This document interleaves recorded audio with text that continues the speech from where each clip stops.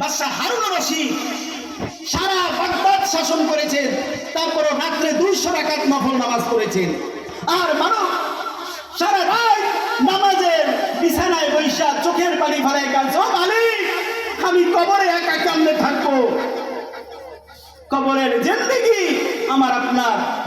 বন্ধু, এই দুনিয়া একদিন শেষ হয়ে যাবে, কিন্তু আখিরাতের জিন্দেগি আমার কোনোদিন শেষ হবে না। কবর থেকে যখন আমি উঠবো, ফেরেশতা আয়েশা আমারে বলবে, আল্লাহর বান্দা ওঠো, কবরের মাটি ঝাড়া দেব কবর থেকে। কি ব্যাপার, মাত্র শুইলাম? তুমি মাত্র শোও নাই, 40,000 বছর তুমি কবরে কাটাইয়া গেছো। একটা নূরের মিম্বর আসমান থেকে ভেসে ভেসে আমার কবরের সামনে চলে আসবে, ওইটার ভিতরে একটা সিংহাসন পাতা থাকবে, আমাকে ওই সিংহাসনের ভিতরে বসানো হবে। সিংহাসন উড়াল দিয়া একদম 50,000 বছরের পথ অতিক্রম করে আল্লাহ তাআলার আরশের নিচে সমাধিস্থ হবে, আমাকে সেখানে নামাইয়া দেওয়া হবে।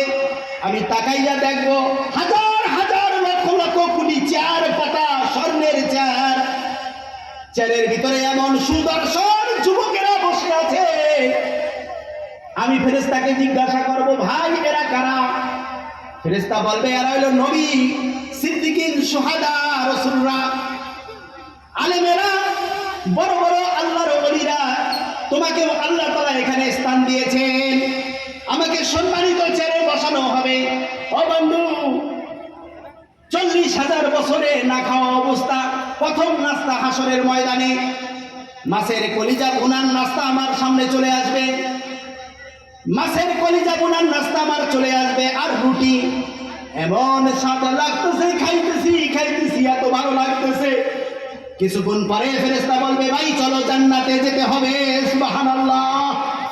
ইন্না জান্নাতুল ইয়াওমা ফি শুগুলিন ফাকিহুন হুম আসওয়াজুহুম ফি বিলালিল আলাল আরাইকি মুত্তাকিউন।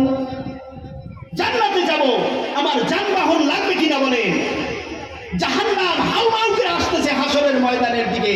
দুনিয়াতে যারা আমরা মসজিদ আবাদের মেহনত করেছি, মসজিদের সাথে আমাদের দিল লেগেছিল, মসজিদগুলো ভাইসা জাহান্নামের আগুনের সামনে এসে ভাসমান দাঁড়িয়ে যাবে। ঝাঁকে ঝাঁকে মানুষ ওই মসজিদের ভিতর উঠে যাবে, বিজলির চমকের সাথে সাথে এই লোকগুলো জান্নাতে চলে যাবে। সুবহানাল্লাহ। রাতের অন্ধকারে মসজিদে কে কে যায়?